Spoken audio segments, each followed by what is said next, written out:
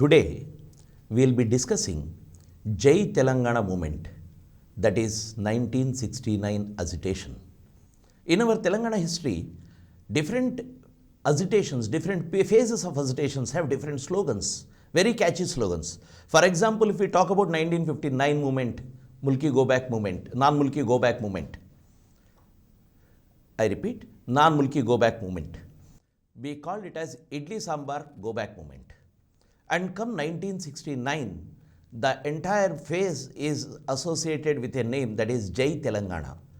Jai Telangana, though the same slogan Jai Telangana was given in 1952, this phase we are calling it as Jai Telangana because it is a prolonged phase. For many months the agitation was intense, deep, entered into each walk of life of the society, and at the same time Jai Telangana was the crucial slogan.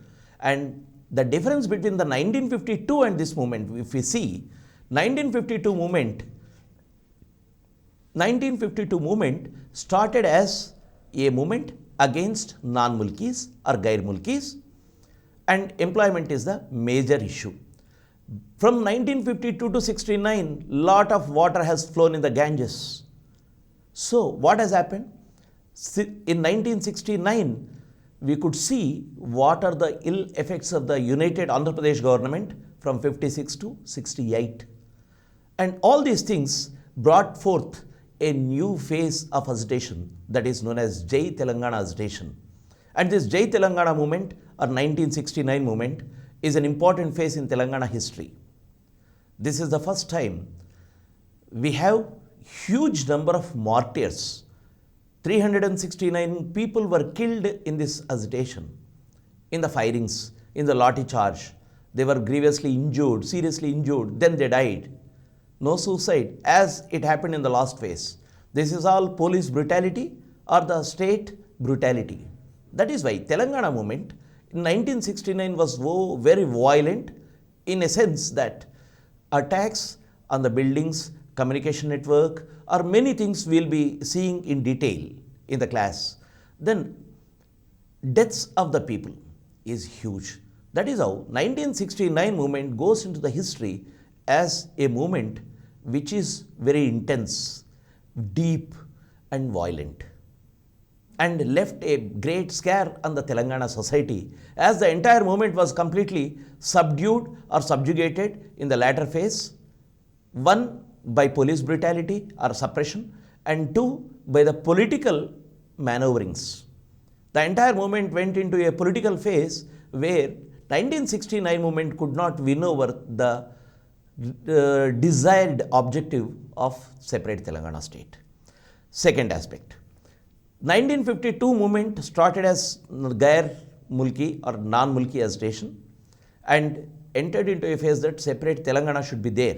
But because of the brief period of that movement, that could not become as an agitation of prolonged period.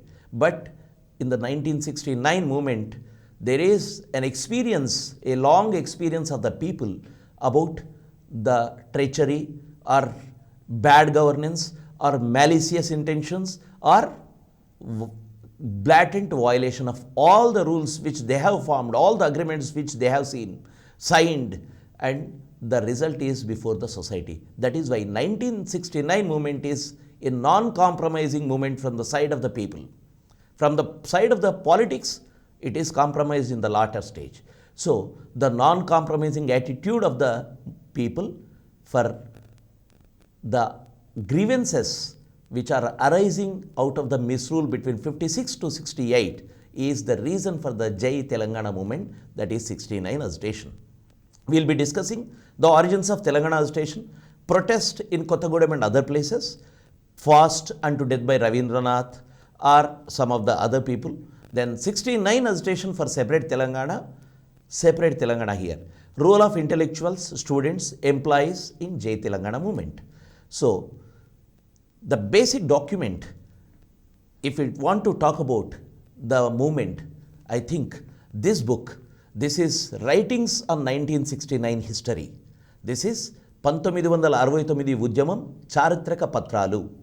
This book is it's a historical document because all the documents, all the photographs or appeals, articles related to 1969 movement are compiled in this book. This book is edited by Tadakamalla Vivek, Raghavachari, Sridhar Rao Deshpande, Sangishetty Srinivas. All these names we'll be talking about in future also, in other classes also, who are contributing to the Telangana movement. And this book was published on behalf of Telangana History Society. I am mentioning about Telangana History Society and this book because this book is an important document, a historic document, where you have the first-hand account of the 1969 movement. All the other books, whoever is writing, is the analysis or understanding of the movement. So this movement is non-corrupt, uncorrupted or unbiased things, because you will be having many pamphlets published in those times. Isamia Bazar Committee or Central Committee of this Telangana Praja Samiti or schools and Socialist Youth League pamphlets, all these things are published in this. Anyone wants to read thoroughly about Telangana movement of 1969, this book is the best book, so that you will have the primary materials. So, I am basing my lecture on this book plus many other materials. So, what is happening and what is the background? I am again taking you back to 1956. 1956, Andhra Pradesh formed, but within no time, Telangana could understand that nothing is going to happen under United Andhra Pradesh rule. So, on 8th March 1958, Telangana Mahasabha was organized at Pratap Girji's Kothi in Hyderabad. Pratap Girji, a royal feudal family, the rich aristocratic family in Hyderabad, supporter and sympathizer of Telangana. So, in his Kothi means in his building, Telangana Mahasabha was organized. Telangana Mahasabha, it was presided by Venkata Swami, yes, Venkata Swami, and inaugural address was given by Harish Chandra Heda. Harish Chandra Heda, remember this name? This name is important in the first phase of our Telangana history. Harish Chandra Heda and Gnanakumari Heda. This couple was popular in Telangana movement and Telangana political scenario.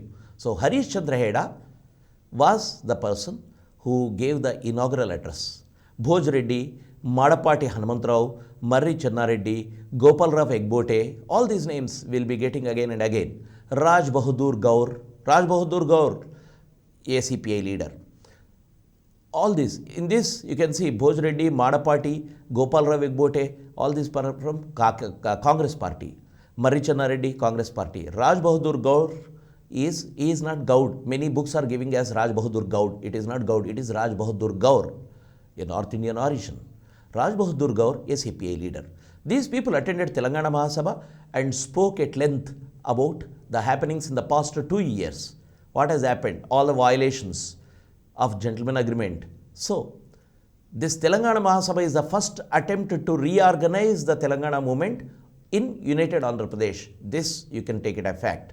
In your examination, they may ask an indirect question. They will not ask directly what is Telangana Mahasabha, who is the president. This is a direct question.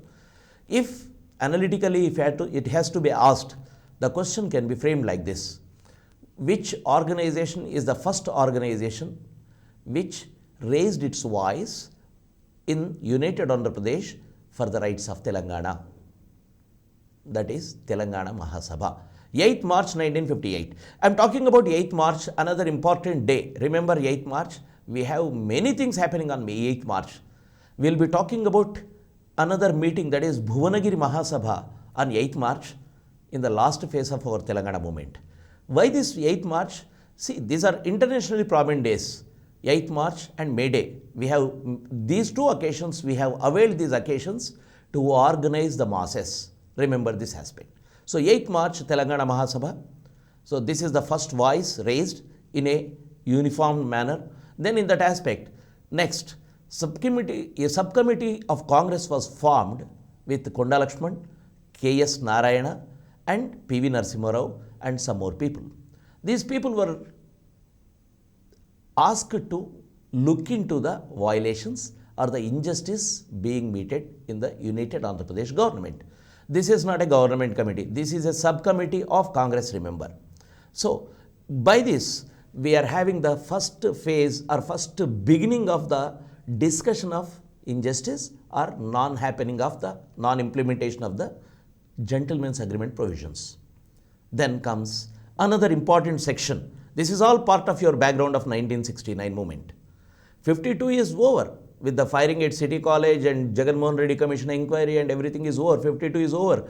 SRC came. We have to accept. We were forced to accept the merger and Telangana is gone or Hyderabad state is gone. It became part of history and Andhra Pradesh came into existence.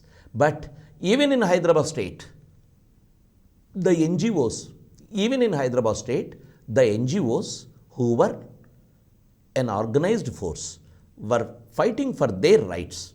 So that Hyderabad NGOs was an organization which was organizing the non-gazetted officers even in Hyderabad state, much before 1956 in Andhra Pradesh. So this HNGO, remember this word? HNGO was the original form of TNGO, that is Telangana Non-Gazetted Organization. This HNGO was organizing employees. And during 1964-65, this HNGO was renamed as TNGO, Telangana Non-Gazetted Organization. Remember this TNGO? This is one of the important organization in the last phase 2. Sakala General Samme are 4 important leaders of all the employee section, government employee section were in the forefront of JAC. We will talk about it in detail there. So, the founder president of TNGO, K.R. Amos, was fighting for the rights of Telangana employees in secretariat and head of the departments, like the highest offices of any department will be located in Hyderabad. He was in secretariat and he was a leader of NGO. So automatically he was taking up the issue along with him, Chari, another important leader of TNGOs of that times. So these two people were organizing as leaders and NGOs is an organized group. So I call them as torch bearers basically. So they were agitating against unemployment. Means in the recruitment there are problems of not taking locals into jobs. Second thing is service rules. This is a very important aspect. We'll be talking about how they were being violated time and again.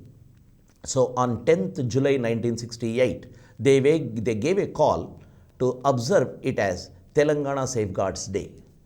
Safeguards, as we have already discussed, safeguards are the parliamentary provision which is giving Telangana some of the provisions for better deal under keeping the gentleman's agreement in view. So this Telangana Safeguards Day, the call was given by TNGOs to be observed on 10th July. So because of all these agitations, representations, memorandums and small dharnas, gate meetings or lunch hour meetings in secretariat by TNGOs, one important aspect has happened in the Hyderabad government, that is government of Andhra Pradesh at Hyderabad. I am consciously keeping my words. Government of Andhra Pradesh at Hyderabad means at secretariat. A GO was issued to retrench non-mulkis from the mulki jobs. So TNGO's agitation forced the government to issue a GO on 30th April 1968. Remember, 69 movement is starting in the month of January 1969. We are talking about April 1968. From here onwards, the ball is set. Now the rolling will happen now from here. With the GO says very, very important aspects like non-mulki should be retrenched. I read, non-mulkis who are appointed temporarily in the vacancies reserved for the mulkis in a temporary mode or temporarily fashion should be replaced by suitable mulkis as and when they get the suitable mulkis. They have written as and when because they are not even sure by this time also that mulkis will be capable of posts. The GO says non-mulkis who are appointed temporarily in the vacancies reserved for mulkis. So the first part of the GO says they should be sacked. Non-mulkis should be immediately terminate the appointments of non-mulkis as these are wholly irregular. Remember, wholly irregular. Appointment of a non-mulki in a mulki place is irregular. That's what the GO says. And then they have given some time. And before that, you have to retrench all these people. And what will happen? Immediately, the reaction for this GO will be there. First thing is non-mulki's reaction, because they'll be losing jobs, already occupying the posts which were actually reserved for Telanganites. So non-mulkis reacted. How? One thing is very subtly. The head of the departments, as we were talking about, most of the people who are catering as officers, are issuing GOs, are implementing, are executing, are from Andhra. So many departments did not implement it. And in some departments like Panchayat Raj, Education and Electricity Board, electricity means electricity board, they have removed non-mulkis. Wherever there are some strong leadership of NGOs, wherever people can pursue the issue with the government, definitely non-mulkis were retrenched. So as a result, non-mulkis who were retrenched are going to court. They are approaching the court saying that our retrenchment is illegal. Basically, Nalagonda ZP teachers who were retrenched under this mulki class, under the GO, MS, under this GO, that is to remove these mulkis, non-mulkis and appoint mulkis, ZP Nalgonda teachers are going to court. And KTPS is another place which was affected by this GO. In KTPS, people were demanding since long about the injustice to the locals in jobs. When this GO has come, KTPS is also active, and they also, some of the people in KTPS were retrenched. So they also approached the court.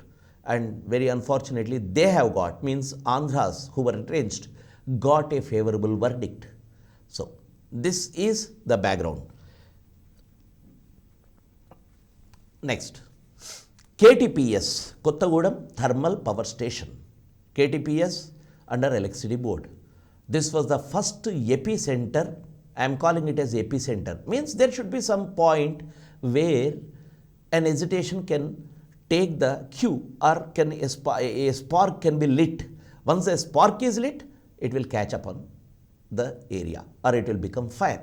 So the spark is needed. Like in 1952, we have a spark. The spark is Parthasarathi, high-handedness and mass transfers of the teachers. That was the spark. Then it has snowballed gradually into a separate movement. Here, KTPS is the area which was seriously fighting for the rights of Telangana, because most of the employees are Andhras. 200, only 200 out of 1400 are from Telangana. So you can see, out of 1400 means 1200 are from Andhra, 200. Well, where is the ratio? If you have to see the gentleman agreements part, the ratio should be there, but it is not at all considering any ratio of allocations in jobs. So in 1968, 175 Telangana employees were removed. That is one aspect. This removal is one thing. You are removing at the same time non-implementation of the mulki rules. GO has given the boost to the movement in KTPS area. So KTPS was in a protest mode. KTPS is taking the help from TNGOs. KTPS, most of them are workers.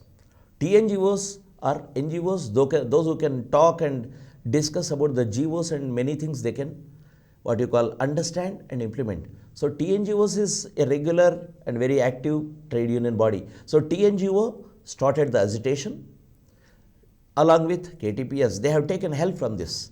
So TNGOs of Palvancha and these people were supporting, and they are also in agitating mood. So as a result, the movement has created a background where things are moving towards a greater public participation as a mass protest in the next phase. So who are the basic pioneers of this 1969 movement? Conditions we have discussed. Now pioneers, actually any movement has to be started at some point or some place, though in a very minimal scale. For example, this movement has the beginning in a small area like Illandu in Khammam district. That is, Telangana Prantiya Samiti was started in 1968 by one Kolishetti Ramadasu, and this is talking about the rights of the people. Kolishetti Ramadasu educated, but getting no opportunities in United Andhra Pradesh government. Kolishetty Ramadasu, along with many students, many youth, they have started organizing the people in Illendu and that area. And second one is V.L. Narasimha Rao, a leader of TNGO at Palvancha. And the third one, K.S. Ramasudhakar Raju, a leader of Teachers Union. So these three people, we can say, were organizing at local level for Telangana. So these people are pioneers and they were creating consciousness in the people. As a result, we can see on 30th December 1968, in a government girls ZP school, that is Jilla Parishad school, Telangana Hakkula Rakshana Samiti was protesting in the school pub meeting. That meeting was attended. Actually, this is a school meeting, school function. It was attended by Pidatala Rangareddy. Pidatala Rangareddy was a political leader, occupied many posts by the time.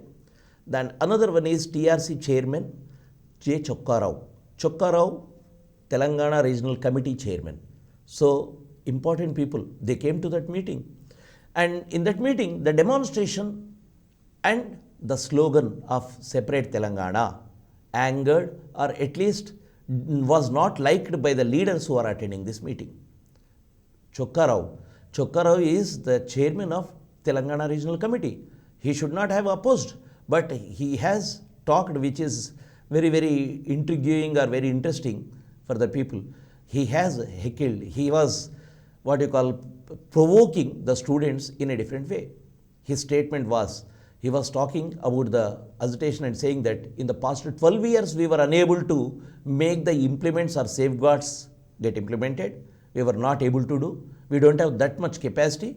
And you are talking about independent Telangana. We don't deserve it. This is what Chokkarao's speech was. As a result, students got angered and they were seriously trying to put a point of Jai Telangana. So that first meeting, a public meeting, Jai Telangana slogans and a protest before political leadership. We are talking about the hunger strikes. We have two hunger strikes. One is A. Ravindranath's hunger strike and second one is Potu Krishnamurthy's hunger strike. In all the books, we get a note that A. Ravindranath, Anna Battuni Ravindranath's hunger strike, indefinite hunger strike, was the first hunger strike. But some of the sources are talking about Potu Krishnamurthy started his hunger strike just 1 or 2 days before Ravindranath at Palvancha, and this indefinite hunger strike, that is why I said it is unclear. We have two sources, two basic points. One is it started already before 8th January itself. Second thing is it was started on 12th. Most of the books are giving as 12th. So in Telugu Academy book there is no date. I think on 12th Potu Krishnamurthy's date is not there. So if at all it is being asked, consider before 8th or 12th. But I think in most of the examinations you may better go for Potu Krishnamurthy hunger strike on 12th. But many of the historians who are seriously working on history, Telangana history, discussed and they said this is wrong. Potu Krishnamurthy was the first man who has sought an indefinite hunger strike. So what was his demand? His demand was removal of non-mulkis in KTPS. Removal of non-mulkis in KTPS. Because mulkis were the people who gave the land to them. But unfortunately, though these people have sacrificed their land for the sake of KTPS, they are not getting jobs. So the right of the mulkis, right of the natives, right of the locals is much, much more important in this aspect. So this is about KTPS and Potu Krishnamurthy. Potu Krishnamurthy was also continuing strike, this indefinite hunger strike, post-20s, 21-22. So this is very important. So Potu Krishnamurthy hunger strike at Palvancha, KTPS. Then Ravindranath, Anna Battuni Ravindranath fast begins on 8th January 1969. Actually, why Anna Battuni Ravindranath has sat on hunger strike? See, the consciousness given by the leaders of NGOs or our Prantiya Samiti leaders. So gradually what is happening, people are ready to fight for the state, come out into open as a political demand, not just a political demand, arm-chained demand. You are serious about formation of Telangana. You are serious about making Telangana a separate state.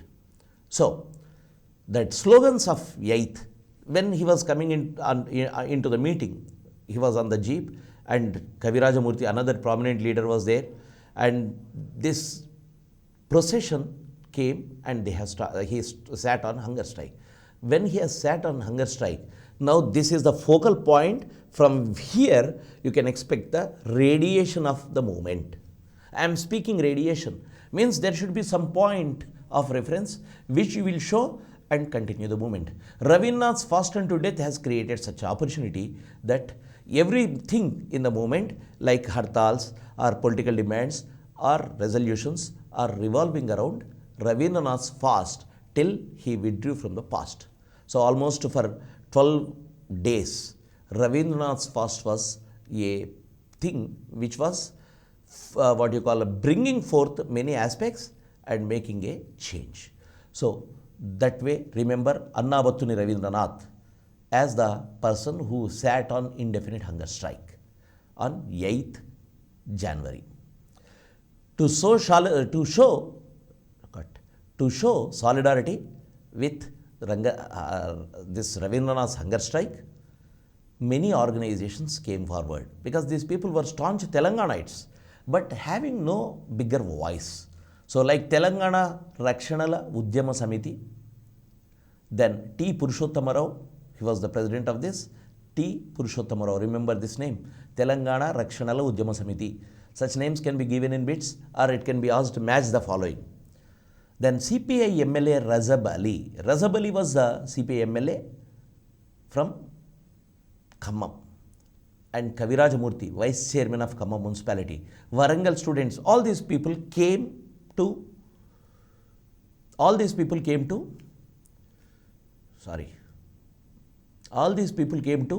Rabindranath's fast site and expressed their solidarity. Thus, now a center has been started. Talk about that movement, talk about that center, and you continue the movement like this. In support of Rabindranath, in Warangal, on 8th January, there was a big hartal. On 9th January, there was public meeting. And this public meeting made some resolutions. What were the resolutions? Very important, remember. Remove non-mulkis, appoint mulkis. This is a demand, a basic demand. And you have got already gentleman's agreement as the criteria to make justice for the Telangana people. So remove non-mulkis and appoint cut. So remove non-mulkis, appoint mulkis.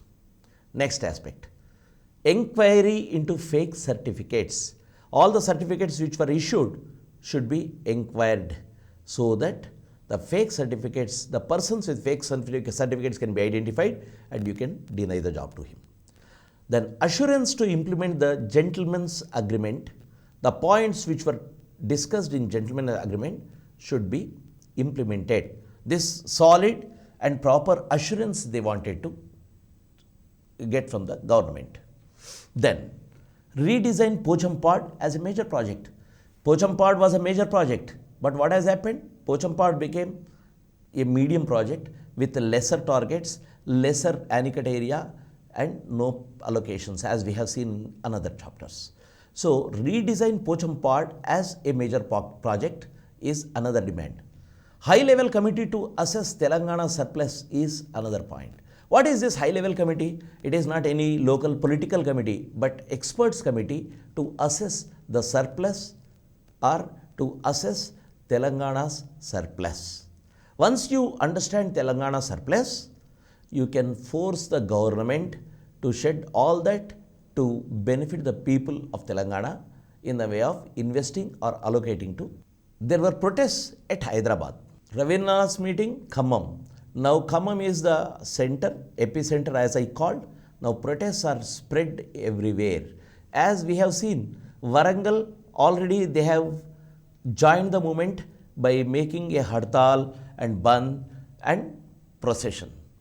On 12th January in Hyderabad, Mallikarjun is coming into the picture. Mallikarjun, OU Students Union General Secretary.